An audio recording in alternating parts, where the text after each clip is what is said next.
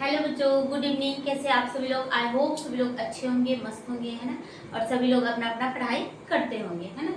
तो मैंने कल क्या बताई थी, इलेक्ट्रिक पोटेंशियल, है ना, विद्युत विभव का मान। विद्युत विभव क्या होता है, फिर उसका मान निकालना मैंने बताई थी, है ना।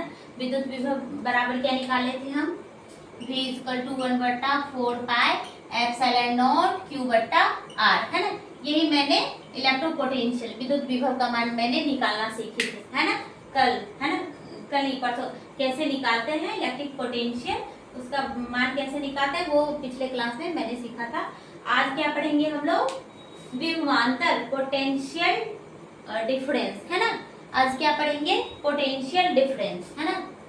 विभवांतर यानी कि विभव जो हम सीखे हैं पोटेंशियल, उसके पोटेंशियल, है ना, विभवों के बीच के अंतर को ही क्या कहते हैं, विभवांतर। तो इसका मीनिंग क्या हो जाएगा,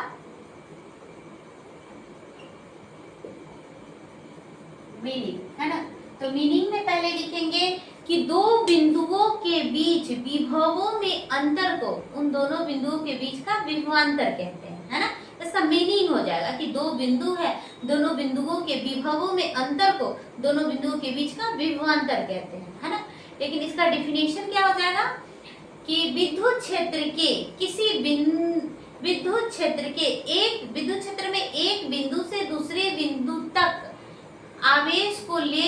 आवेश को बाहरी बल के द्वारा ले जाने में किया गया कार्य दोनों बिंदुओं के बीच का विभवांतर कहलाता है ना।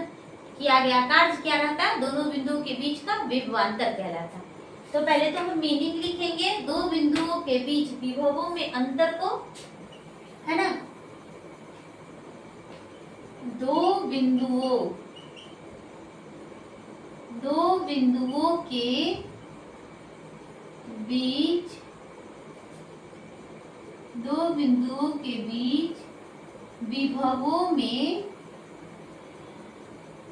अंतर को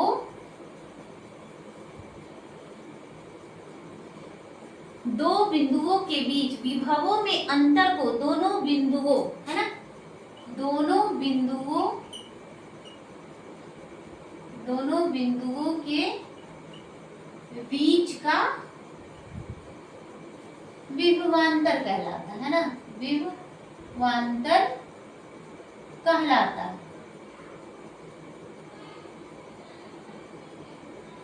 है ना। विभवांतर का मीनिंग क्या हो जाएगा, दो बिंदुओं के बीच विभवों में अंतर को दोनों बिंदुओं के बीच का विभवांतर कहते हैं, है ना। अब इसका डिफिनेशन, है ना, क्या हो जाएगा,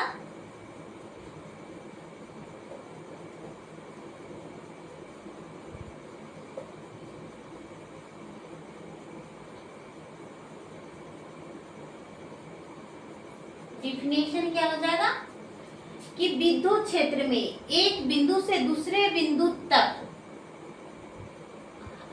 विद्युत क्षेत्र में एक बिंदु से दूसरे बिंदु तक आवेश को बाहरी बल के द्वारा लाने में किया गया कार्य दोनों बिंदुओं के बीच का विभवांतर कहलाता है ना। तो एकांक आवेश को विद्युत क्षेत्र के एक बिंदु से दूसरे बिंदु, है ना,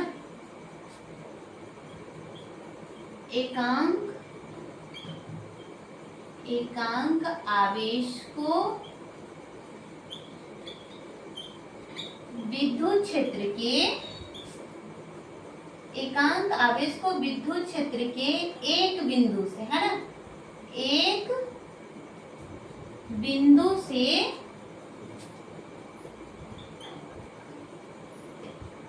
दूसरे बिंदु तक, एकांक आवेश को विद्युत क्षेत्र में, है ना, विद्युत क्षेत्र में एकांक आवेश को विद्युत क्षेत्र में एक बिंदु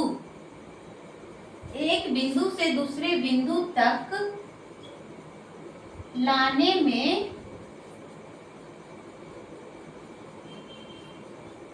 बाहरी बल के द्वारा किया गया कार्य, बाहरी बल के द्वारा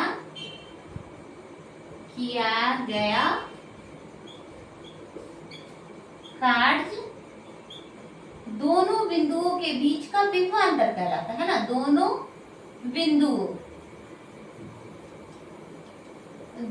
बिंदुओं के बीच का विभवांतर कहलाता है ना।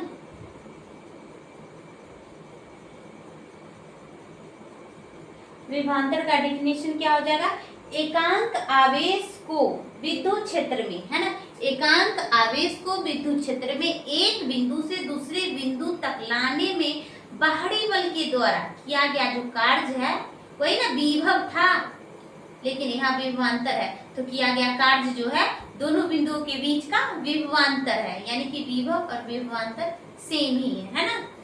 तो एकांक आवेश को जो हम यहाँ से कोई एकांक आवेश को विद्युत क्षेत्र के किसी बिंदु तक लाने में जो किया गया कार्य था, वही क्या था, इलेक्ट्रिक पोटेंशियल, विद्युत विभव था। लेकिन विभवांतर क्या है, इन दोनों बिंदुओं के ये यहाँ से जो आवेश को विद्युत क्षेत्र के एक बिंदु से दूसरे बिंदु तक लाने में जो किया गया कार्य है, दोनों बिंदुओं के बीच के अंतर है ना, दोनों बिंदुओं के बीच का विभवांतर है ना। यहाँ तक हो गया। और आवेश को इस प्रकार लाया जाता है, आवेश को बाहरी बल के द्वारा इस प्रकार लाया जाता है कि बल संतुलन में बना रहे, अर्थात कोई त्वरण उत्पन्न नहीं हो, है ना। तो अगला लाइन क्या लिखेंगे, आवेश को बाहरी बल के द्वारा, है ना, आवेश को बाहरी बल के द्वारा इस प्रकार लाया जाता है, इस प्रकार लाया, आवेश को बाहरी बल के द्वारा इस प्रकार लाया जाता है कि आवेश को बाहरी बल के द्वारा इस प्रकार लाया जाता है कि बल संतुलन में बना रहे, है ना, बल संतुलन में बना रहे।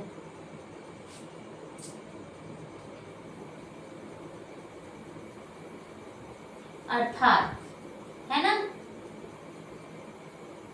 अर्थात कोई त्वरण उत्पन्न नहीं हो, है ना, बल संतुलन में बना रहेगा तभी तो कोई त्वरण उत्पन्न नहीं होगा, है ना। तो बल संतुलन में बना रहे अर्थात कोई त्वरण, एक्सीलरेशन, त्वरण उत्पन्न नहीं हो, है ना। विभव का मात्रक क्या होता है, वोल्ट, है ना, और विभवांतर का भी मात्रक क्या हो जाएगा, वोल्ट। विभवांतर का मात्रक भी वोल्ट होता है, विभवांतर का मात्रक वोल्ट होता है, वोल्ट, जिसको V से सूचित करते हैं, है ना, वोल्ट होता है। विभव का मात्रक क्या होता है, वोल्ट। किसी बिंदु पर विभव का मात्रक क्या होता है, वोल्ट। तो विभवांतर क्या है, दोनों बिंदुओं के विभवों में ना अंतर है। तो किसका अंतर है, विभव का। तो विभव का अंतर यानी कि विभव का मात्रक जो होगा उसी में ना उसका अंतर का भी मात्रक तो वही होगा ना।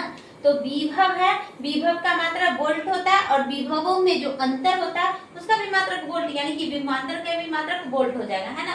तो विभव का और विभवांतर का प्रॉपर्टीज भी सेम होता है ना। विभव और विभवांतर यानी कि इलेक्ट्रिक पोटेंशियल और पोटेंशियल डिफरेंस का दोनों का प्रॉपर्टीज सेम होता है। तो यहाँ तक आप लोग समझ गए होंगे। एक बार मैं फिर से बताती हूँ, है ना, कि ये विभवांतर है ना, पोटेंशियल डिफरेंस, विभवांतर, इसका मीनिंग पहले हम समझते हैं, उसके बाद डेफिनेशन, है ना।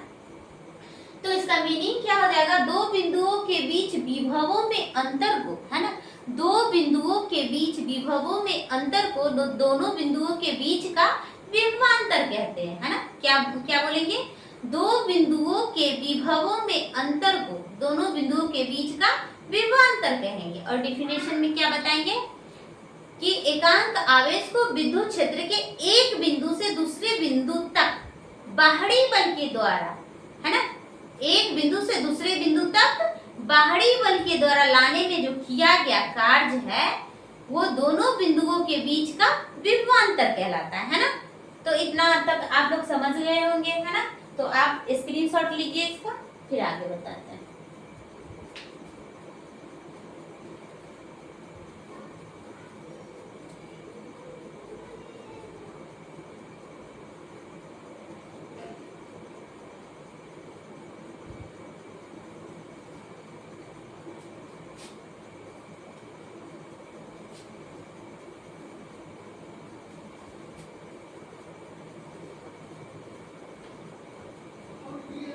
इतना तक आप लोग समझ गए होंगे, है ना?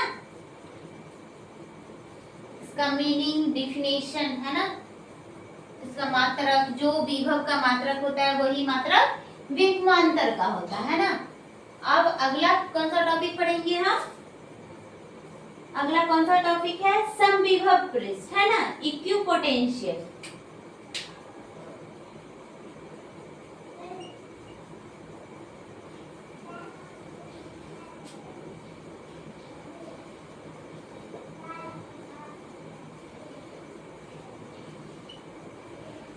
इक्विपोटेंशियल सरफेस,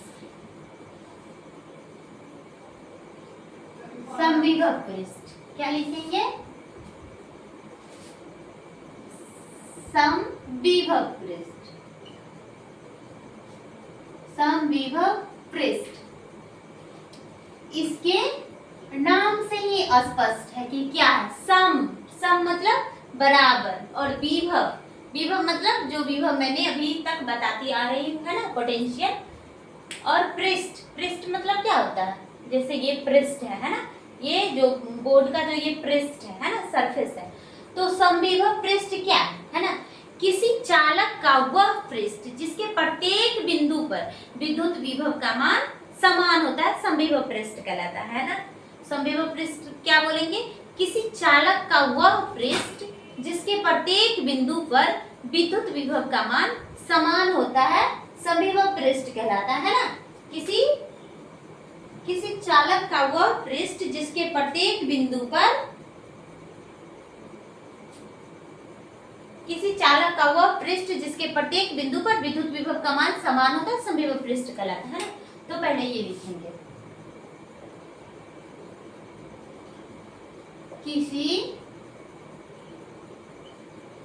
किसी चालक का वह पृष्ठ, किसी चालक का वह पृष्ठ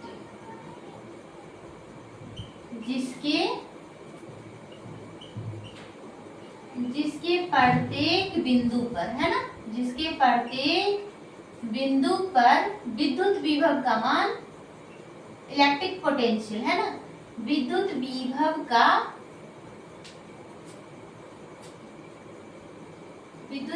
का मान समान होता है।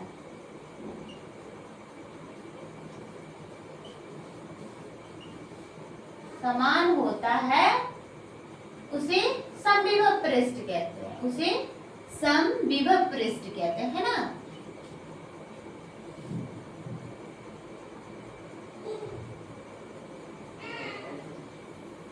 क्या लिखेंगे? समविभव पृष्ठ किसी चालक का वह पृष्ठ, है ना, किसी चालक का वह पृष्ठ जिसके प्रत्येक बिंदु पर विद्युत विभव का मान समान होता है, उसे समविभव पृष्ठ कहते हैं ना। अब इसका प्रॉपर्टीज लिखेंगे, है ना, प्रॉपर्टीज।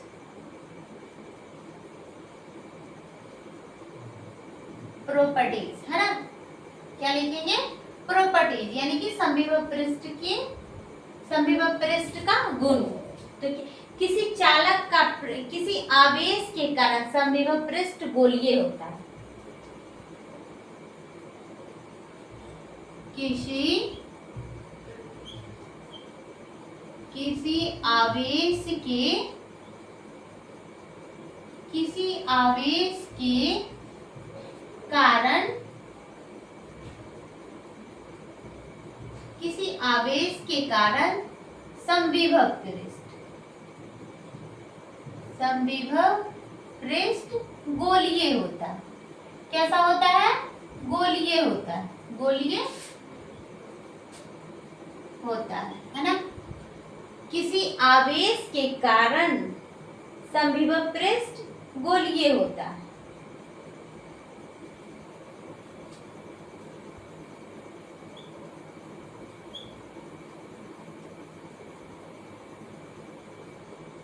किसी आवेश के कारण समविभव पृष्ठ गोलीय होता है।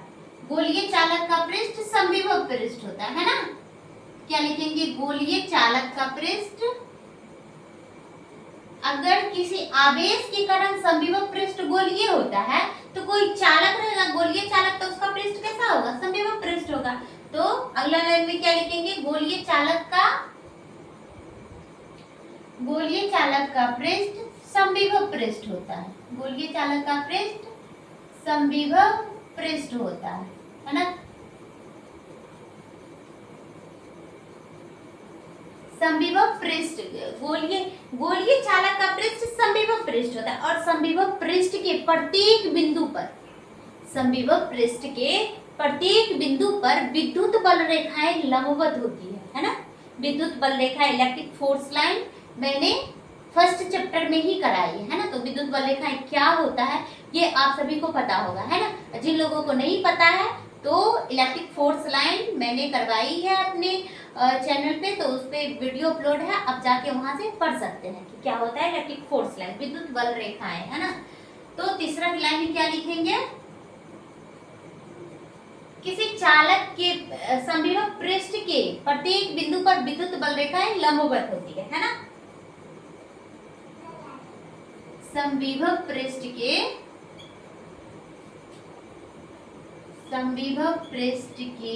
प्रत्येक बिंदु पर, समविभव पृष्ठ के प्रत्येक बिंदु पर विद्युत बल रेखा है ना। विद्युत बल रेखाएं लंबवत होती है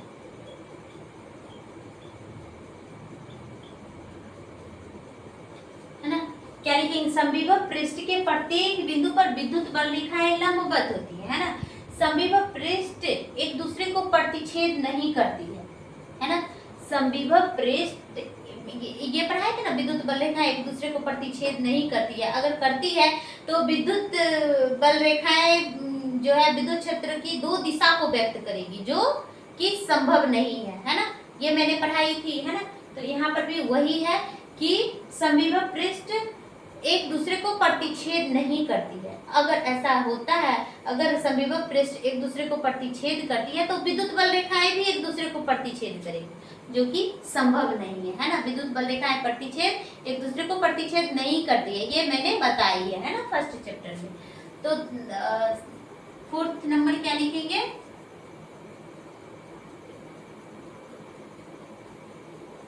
समविभव है ना।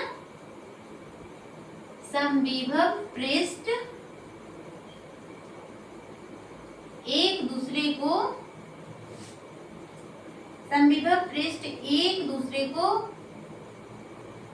प्रतिच्छेद नहीं करती है ना। समविभव पृष्ठ एक दूसरे को प्रतिच्छेद नहीं करती है। समविभव पृष्ठ एक दूसरे को प्रतिच्छेद नहीं करती है यदि दौर है ना, यदि यह मतलब समविभव पृष्ठ है ना, यदि यह एक दूसरे को प्रतिच्छेद करेगी, यदि यह एक दूसरे को प्रतिच्छेद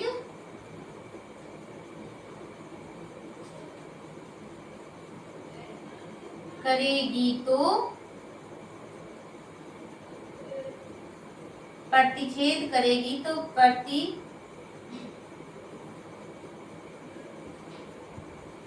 समविभव पृष्ठ एक दूसरे को प्रतिच्छेद नहीं करती है। यदि यह एक दूसरे को प्रतिच्छेद करेगी तो प्रतिच्छेदित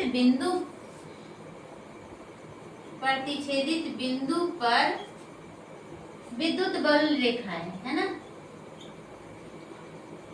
विद्युत बल रेखाएं भी एक दूसरे को प्रतिच्छेद करेगी। क्या करेगी? एक दूसरे को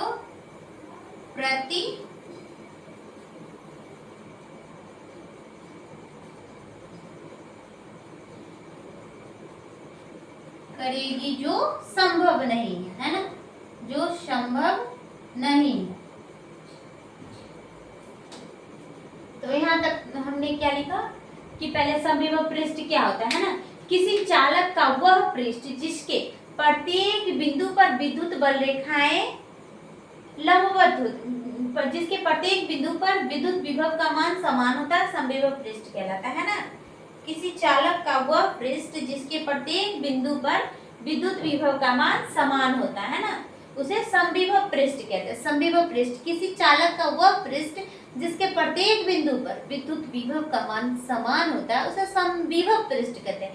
इसके नाम से ही स्पष्ट होता है ना, समविभव, यानी कि सभी जगह बराबर समान विभव है, उस पृष्ठ को समविभव पृष्ठ कहते हैं। इसकी प्रॉपर्टीज में आएंगे हम। इसकी प्रॉपर्टीज में क्या है, किसी आवेश के कारण समविभव पृष्ठ गोलीय होता है। किसी भी आवेश के कारण समविभव पृष्ठ गोलीय पृष्ठ होता है ना, और गोलीय चालक का पृष्ठ समविभव पृष्ठ होता है ना। अगर कोई चालक गोलीय चालक है तो उसका पृष्ठ कैसा होगा, समविभव पृष्ठ होगा, समविभव पृष्ठ होगा है ना। उसके प्रत्येक बिंदु पर समान विभव होगा, इसलिए उस पृष्ठ को क्या कहा जाएगा, समविभव पृष्ठ कहा जाएगा। तो गोलीय चालक का वह पृष्ठ समविभव पृष्ठ, गोलीय चालक का पृष्ठ समविभव पृष्ठ होता है ना, और समविभव पृष्ठ के प्रत्येक बिंदु पर विद्युत बल रेखाएं लंबवत होती है ना। समविभव पृष्ठ के प्रत्येक बिंदु पर विद्युत बल रेखाएं लंबवत होती है ना। समविभव पृष्ठ के प्रत्येक बिंदु पर विद्युत बल रेखाएं लंबवत होती है। और फोर्थ में क्या लिखा है, समविभव पृष्ठ एक दूसरे को प्रतिच्छेद नहीं करती। अगर वह एक दूसरे को प्रतिच्छेद करेगी तो प्रतिच्छेदित बिंदु पर विद्युत बल रेखाएं भी एक दूसरे को प्रतिच्छेद करेगी, जो कि संभव नहीं है ना। विद्युत बल रेखाएं एक दूसरे को क्यों प्रतिच्छेद नहीं करती है, क्योंकि प्रतिच्छेदित बिंदु पर विद्युत क्षेत्र की दो दिशा को व्यक्त करेगी है ना। उसकी स्पर्श रेखा जो है विद्युत क्षेत्र की दो दिशा को व्यक्त करेगी, जो कि संभव नहीं है ना। एक जगह दो दिशा कैसे होगा है ना, संभव नहीं है। तो ये इलेक्ट्रिक फोर्स लाइन, विद्युत बल रेखाएं, ये वर्ड कहाँ से आया, तो ये कहीं से नया आपके फर्स्ट चैप्टर से आया है ना, जो कि मैंने पढ़ा चुकी हूँ है ना। तो जो लोग को लग रहा है कि ये विद्युत बल रेखाएं कहाँ से आया, तो वो हमारे चैनल पर पहले से अपलोड है, तो उस क्लास को जाकर के देख सकते हैं और पढ़ सकते हैं ना। और अपने दोस्तों में शेयर जरूर कीजिएगा ताकि सभी बच्चे पढ़ सके और पढ़ाई समझ में आए, अच्छा लगे तो सब्सक्राइब करना नहीं भूलिएगा है ना। इतना आप लोग लिखिए तब तक।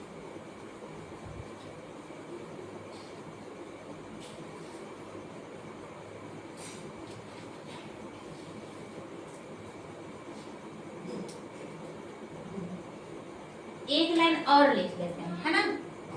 समविभव पृष्ठ के किसी बिंदु पर आवेश को बाहरी बल के द्वारा लाने में जो किया गया कार्य होता है शून्य होता है ना। पहले जो क्या था, विद्युत क्षेत्र के किसी बिंदु पर आवेश को लाने में बाहरी बल के द्वारा किया गया कार्य क्या था, विभव था, और दोनों बिंदुओं के बीच का विभवांतर था। लेकिन यहाँ समविभव पृष्ठ रहेगा तो आवेश को बाहरी बल के द्वारा लाने में किया गया कार्य क्या हो जाएगा, शून्य हो जाएगा। क्या लिखेंगे यहाँ, समविभव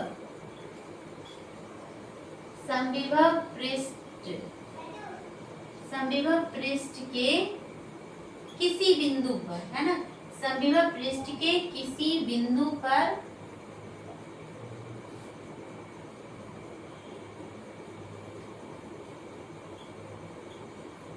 आवेश को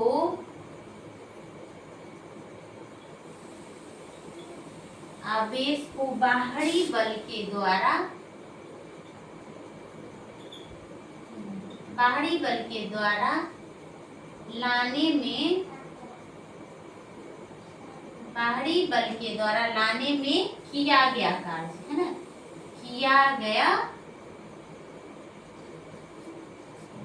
कार्य शून्य होगा। क्या हो जाएगा, शून्य होगा है ना। तो ये भी इम्पोर्टेंट पॉइंट था है ना।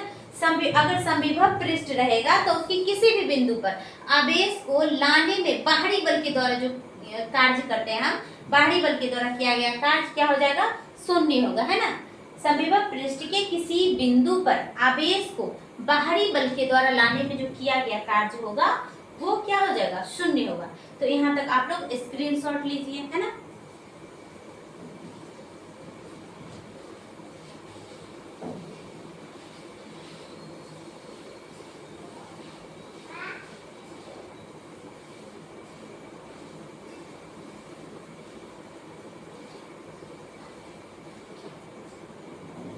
यहाँ तक लिख लिए होंगे सभी लोग, है ना।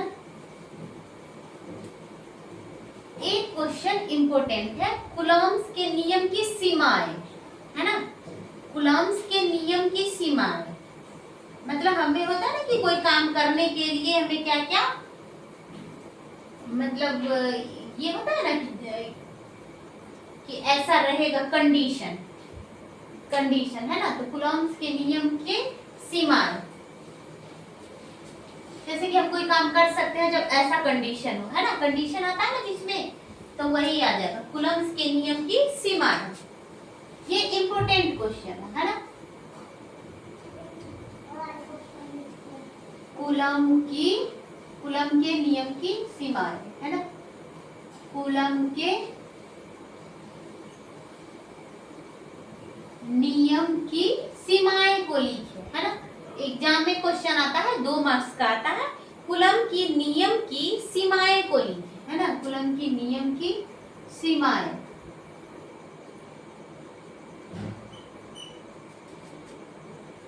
तो क्या लिखेंगे, कूलॉम के नियम की निम्नलिखित सीमाएं।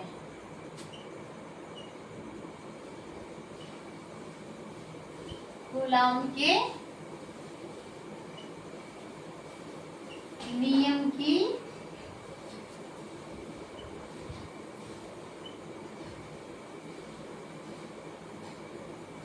निम्नलिखित सीमाएं, है ना। निम्नलिखित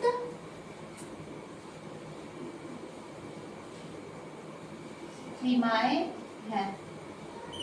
क्या सीमा है ना। कूलॉम्स के नियम, कूलॉम्स का जो नियम था क्या था, कूलॉम्स का नियम क्या था कि कूलॉम साहब ने 2 बिंदु आवेशों के बीच लगने वाले स्थिर विद्युत बल के लिए नियम दिए थे, है ना।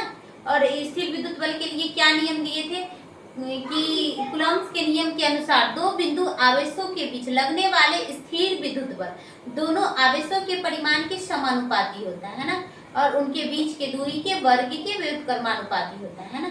यही था कूलॉम्स का नियम, है ना। तो कूलॉम्स के नियम की सीमाएं क्या है ना, उनके साथ कंडीशन क्या था, तो यह केवल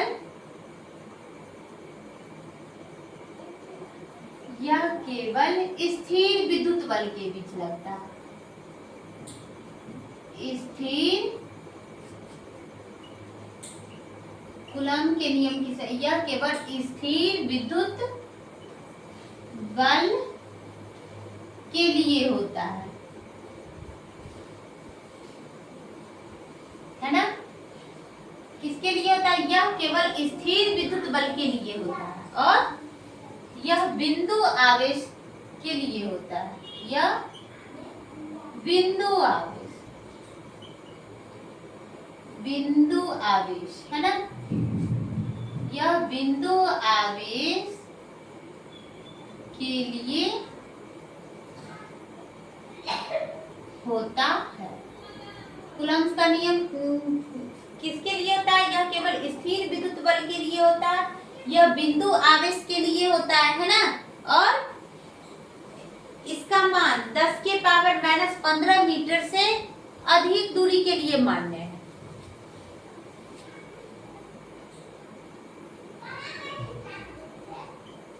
इसका मान 10 के पावर -15 मीटर से अधिक दूरी के लिए मान्य है ना। इसका मान 10 के पावर -15 मीटर से अधिक दूरी के लिए मान्य है। यह सार्वत्रिक बल नहीं होता। कूलॉम्स का नियम जो होता है स्थिर विद्युत बल होता है, सार्वत्रिक बल नहीं होता है ना। तो यह क्या लिखेंगे, यह सार्वत्रिक बल नहीं होता है ना। क्या लिखेंगे, यह सार्वत्रिक बल नहीं होता है, यह सार्वत्रिक, यह सार्वत्रिक बल नहीं होता है।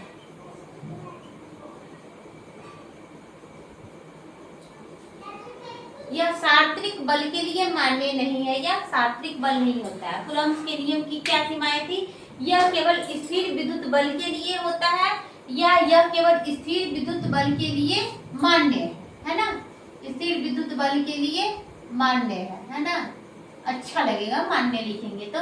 यह बिंदु आवेश के लिए मान्य, यह बिंदु आवेश के लिए मान्य है ना, यह बिंदु आवेश के लिए मान्य है। इसका मान 10 के पावर माइनस 15 मीटर से अधिक दूरी के लिए मान्य है। यह सार्वत्रिक बल नहीं होता है ना, ये क्या है, स्थिर विद्युत बल होता है। कूलम्ब के नियम वाला जो बल का ही ना निकलता है व्यंजक, तो वो कौन सा बल था, इलेक्ट्रोस्टैटिक फोर्स है ना, स्थिर विद्युत बल। तो कूलम्ब के नियम की सीमाएं में हम क्या लिखेंगे, यह स्थिर विद्युत बल के लिए मान्य है, यह बिंदु आवेश के लिए मान्य है, यह 10 के पावर माइनस 15 मीटर से अधिक दूरी के लिए मान्य है ना, और यह सार्वत्रिक बल नहीं होता। कौन सा बल होता है, इलेक्ट्रोस्टैटिक फोर्स है ना, स्थिर विद्युत बल होता है ना। तो कूलम्ब के ये 2 नंबर का क्वेश्चन आता है ना, ये भी आया है ना। कूलम्ब का नियम, कूलम्ब के नियम की क्या सीमाएं हैं लिखे, 2 मार्क्स का क्वेश्चन आता है आपके एग्जाम पेपर में कि कूलम्ब के नियम की क्या सीमाएं हैं लिखे, है ना। तो आप लिखेंगे कूलम्ब के नियम की निम्नलिखित सीमाएं हैं, यह केवल स्थिर विद्युत बल के लिए मान्य है, यह बिंदु आवेश के लिए मान्य है, इसका मान 10 के पावर माइनस 15 मीटर से अधिक दूरी के लिए मान्य है, यह सार्वत्रिक बल नहीं होता है ना।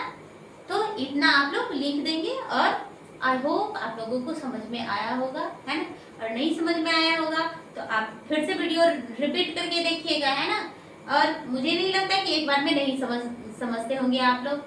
और अगर समझ में आ जाए, वीडियो अच्छा लगे, पढ़ाई समझ में आ जाए, तो अपने दोस्तों ग्रुप में जरूर शेयर कीजिएगा, ताकि आप भी पढ़िएगा, आपके फ्रेंड्स ग्रुप सभी बच्चे पढ़ेंगे, है ना। और सभी बच्चे अपना फिजिक्स में अच्छा स्कोर कर पाएंगे, है ना। तो अभी भी देर नहीं हुई है, आप अभी से भी पढ़ाई अपना स्टार्ट करते हैं तो आपका एग्जाम बहुत ही अच्छा जाएगा फिजिक्स में, है ना। तो आज के लिए इतना ही, फिर मिलती हूँ नेक्स्ट क्लास में, तब तक के लिए बाय, टेक केयर, है ना।